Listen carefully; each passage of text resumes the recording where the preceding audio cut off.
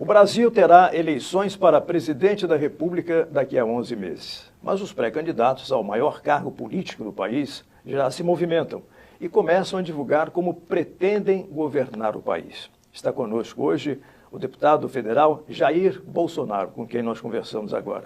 Deputado, tudo bem? Olá, Campbell. Obrigado pela oportunidade. Eu espero retribuir todo esse carinho que está tendo para comigo no seu programa. Podemos iniciar então com essa primeira pergunta. Como é que o senhor pretende governar o país? É uma pergunta que todo jornalista faz para mim, porque o meu discurso é não governar da forma que foi feita nos últimos anos, ou seja, na base da cooptação, na base de você lotear o poder executivo, né, os ministérios, estatais, secretarias. Bem, para isso nós estamos tomando várias providências. Já fiz a terceira reunião com parlamentares, chegou a 30 o número agora, que comungam das mesmas ideias que nós temos. Deputado, todos os pré-candidatos e todos os candidatos nessas eleições agora de 2018 vão ter que enfrentar essa questão do desemprego. Hoje são 13 milhões de desempregados no Brasil. O senhor já tem uma ideia de como o senhor vai tocar isso aí para reduzir o desemprego? Eu costumo dizer que o número é bem superior a isso. Porque quem, por exemplo, é beneficiário de programas sociais é tido como empregado. Então esse número se aproxima de 40 milhões. Eu acho que a grande oportunidade que nós temos de buscar um emprego para a população é nós desburocratizarmos. Nós fazemos com que o empreendedor não tenha dificuldades monstruosas para poder abrir sua empresa, que hoje em dia leva em torno de 90 dias, e bem como depois enfrentar uma legislação trabalhista ainda bastante complexa. Eu mesmo tentei abrir um negócio há pouco tempo e quando vi as dificuldades burocráticas, eu confesso que desisti mesmo sendo parlamentar. Acredito, se você vencer essas barreiras, né? Quase que tivesse que ressuscitar o Hélio Beltrão, o ministro da desburocratização, nós poderemos ampliar em muito o microemprego no Brasil. Deputado, tem uma questão também muito forte, né, que o Congresso debate já há algum tempo as reformas, né? Falo da Previdência, que está agora na pauta para ver se consegue votar da melhor maneira possível, como o governo quer.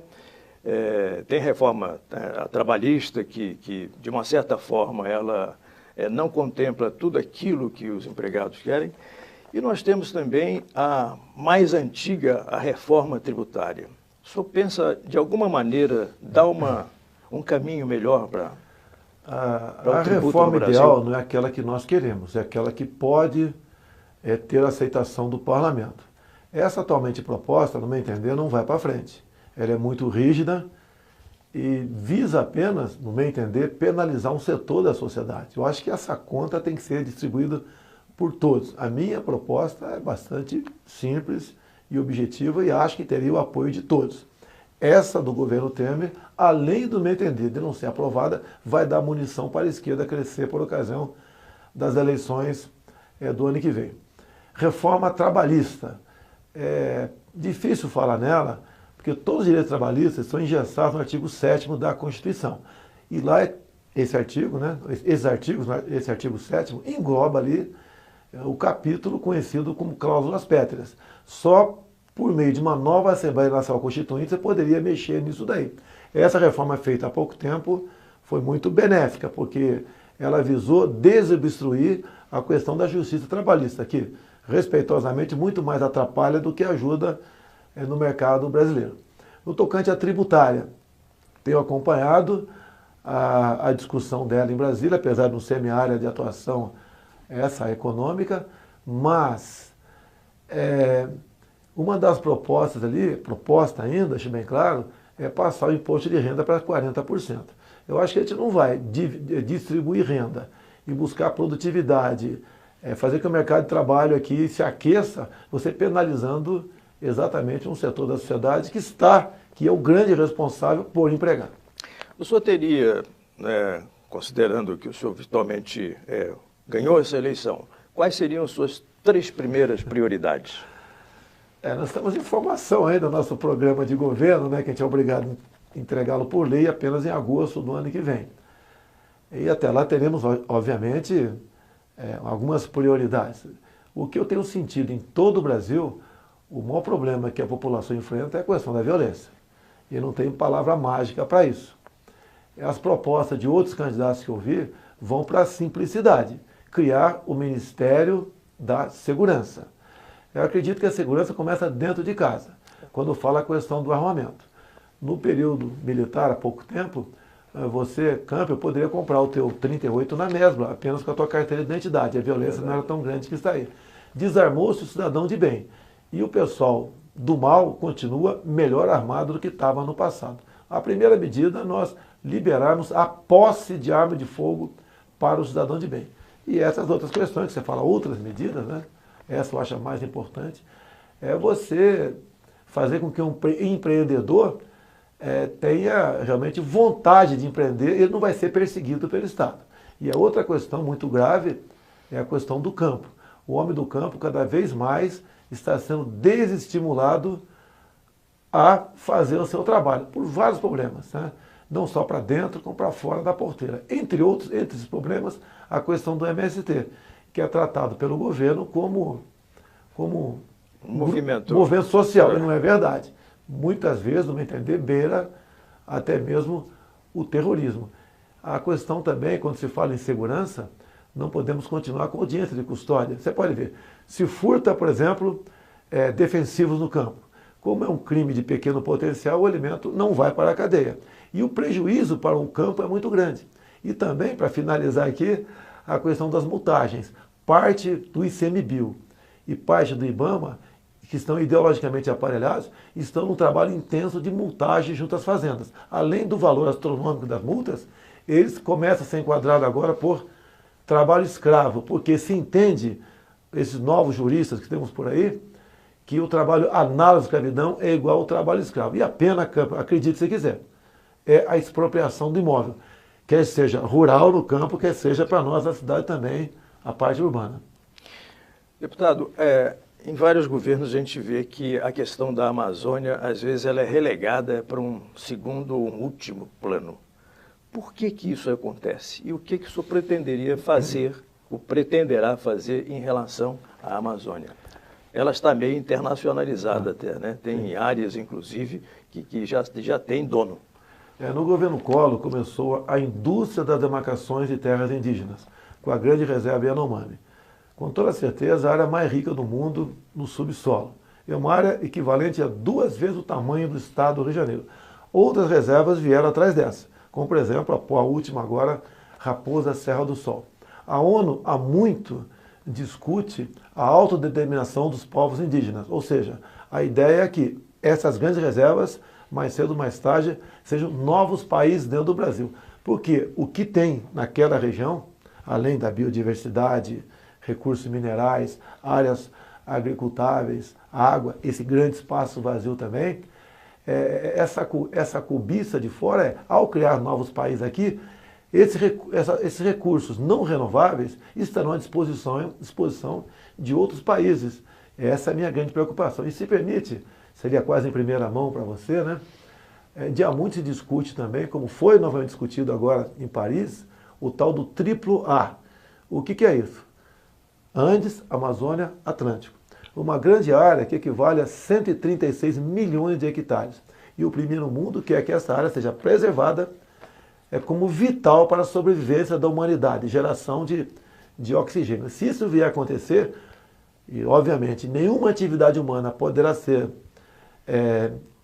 exercida nessa região, nós perderemos, além dessa área, o que fica ao norte dessa área, que é a região da calha norte dos rios Solimões e Amazonas. Estamos na iminência, no meu entender, de perder a soberania de grande parte do território nacional. Em relação a energias renováveis, né, a gente vê que a Europa, principalmente, e os Estados Unidos já começam a avançar muito nessa área para substituir a energia fóssil. Né? Como é que o senhor vê a possibilidade de incrementar um pouco mais isso no Brasil? Eu tive acesso a mapas de incidência de sol no Brasil, bem como as áreas mais prováveis rumo à energia eólica, E me surpreendi positivamente com isso daí. E agora, ultimamente, está no papel ainda, né, uma nova usina de energia vindo do grafeno. O grafeno é uma maravilha que só o Brasil não abriu os olhos para isso ainda, exceto a Universidade de Mackenzie, em São Paulo. Então isso é estudado. O grande problema que nós temos, cara, recurso da onde? E quando se fala nisso, a primeira coisa que vem na cabeça de qualquer brasileiro é o recurso público. Não tem realmente. Talvez via PPP, tá? A iniciativa privada possa entrar nessa área, desde que você tenha um contrato, no meu entender, de longo prazo e que aquele contrato realmente seja respeitado. Aí a iniciativa privada pode entrar pesado nessa questão. E eu citaria o estado de Roraima, estive lá. Você não pode fazer uma hidrelétrica, é quase impossível, tendo de vista a questão indigenista e ambiental. Mas lá, para energia eólica é possível e a solar também. Porque o estado sem energia não tem como ir para frente. Eu costumo dizer, Campos, se eu fosse rei de Roraima, em 20 anos eu teria uma economia semelhante ao do Japão, dado o potencial da região. O senhor falou em Japão, vamos falar um pouco de China, né? O senhor já fez algumas restrições em relação à China, que está chegando no Brasil com muito recurso, né? Eles têm muito dinheiro. Isso diz que a China, na verdade, quer comprar o Brasil, né? E não tirar coisas daqui para levar para lá. O que acontece? Eu falo China porque a China tem o dinheiro. Se fosse a Austrália aqui dentro, eu falaria exatamente a mesma coisa. A China, na verdade, não está comprando no Brasil, está comprando o Brasil. Discuti isso com amigos da área econômica, né? Como você fazer essas privatizações de modo que a China, por exemplo, ou o país que seja, né, não seja dono do nosso Brasil. Parte das concessionárias das hidrelétricas, por exemplo, já foram vendidas. Né, já foram, infelizmente, e o critério, no meu entender, o modelo não é aquele que nos atende, né? Por exemplo, a Golden Share, onde o Brasil teria oportunidade de decidir nas questões estratégicas. Ou as privatizações, a exemplo que foram feitas na Embraer no passado, pulverizando as ações. Nessa linha, nós podemos partir. Eu dou um exemplo muito simples aqui. Também é interesse do mundo, em especial da China, porque tem dinheiro, comprar terras agricultáveis. Eu perguntaria para o Campo, se eu fosse o dono da despensa da tua casa, o que você almoçaria amanhã? O que eu quisesse. Perfeito. A partir do momento que países como a China começam a comprar grandes áreas agricultáveis no nosso Brasil, a segurança alimentar deixará de estar nas mãos dos brasileiros, e sim de estrangeiros. Essa é uma enorme preocupação, até porque a China tem 7 vezes mais habitantes do que nós e revogou ano passado a lei do filho único.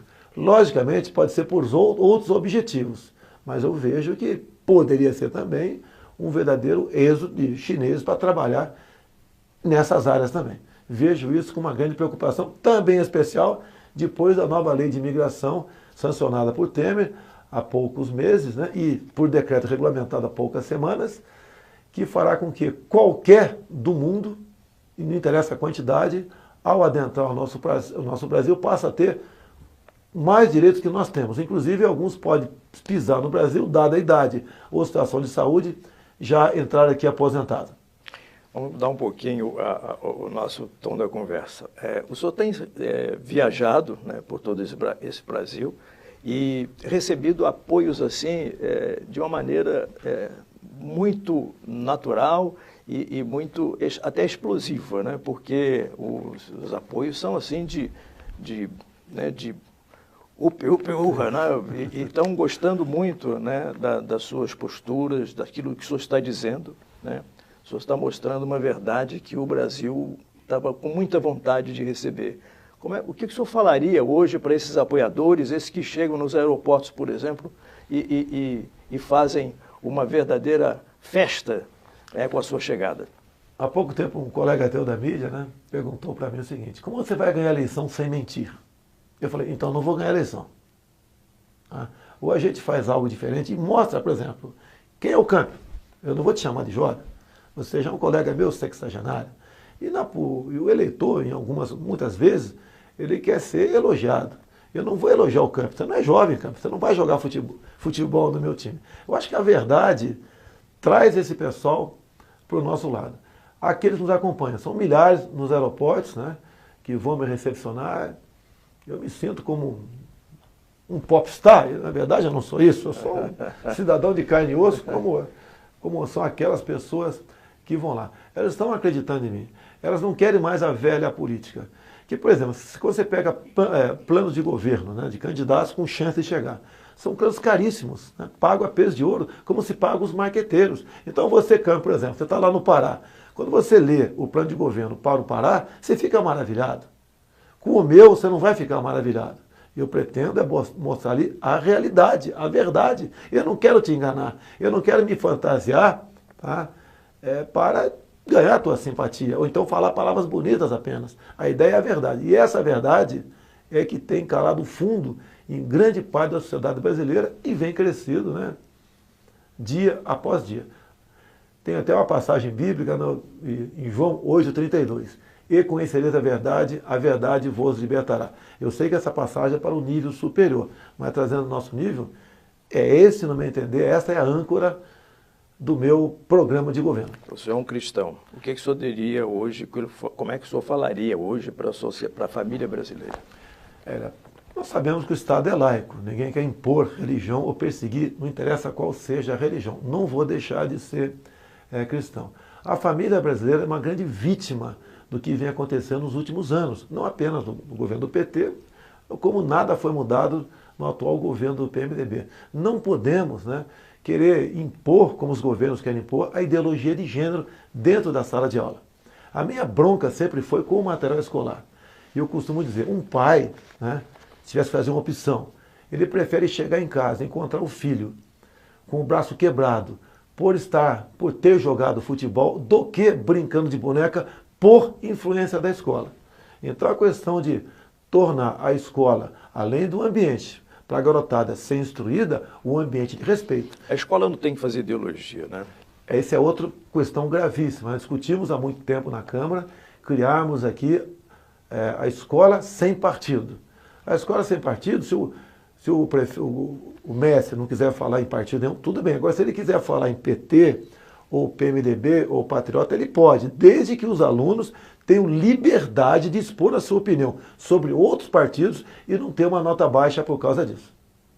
E o ensino universitário, né, ainda, em parte, não continua formando, continua criando, né, ou então formando militantes. Nós não precisamos disso no Brasil.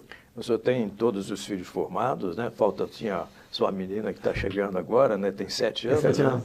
E te dão muita alegria, né? Com todos eles, estão todos contigo. Mudou a minha vida, minha filha, que eu tive 4 homens. Né? É diferente o filho homem. Você pode falar um palavrão, dar um safanão, dar uma canelada, né? Agora, quando chega uma menina, é diferente. Mudou, eu não esperava que fosse mudar, mudou completamente a minha vida. Um abraço da menina é diferente do menino. Então, foi muito bem-vindo, agradeço a Deus aí, a Laurinha, que faz parte da minha família. Como é que é a expectativa dos filhos e da própria esposa em relação à sua pré-candidatura à presidência da República? A minha esposa, né, ela vê com preocupação, né? Eu já sou um pouco ausente em casa, ela vê que eu possa ficar mais ausente ainda. Ela é evangélica, me ajuda em muito, né, na paz que eu tenho fora de casa, ao saber que ela está feliz em casa, com os filhos, né, e cuidando da família. Quanto aos outros filhos, né, eu tenho 3, os 4 maiores de idade, 3 na política, também muito bom, porque eu tenho uma confiança de 100% no trabalho deles, que estão realmente, né, focados para nos ajudar, se essa for a vontade de Deus, mudar o destino do nosso Brasil. Ok. Deputado, muito obrigado pela sua participação. Valeu.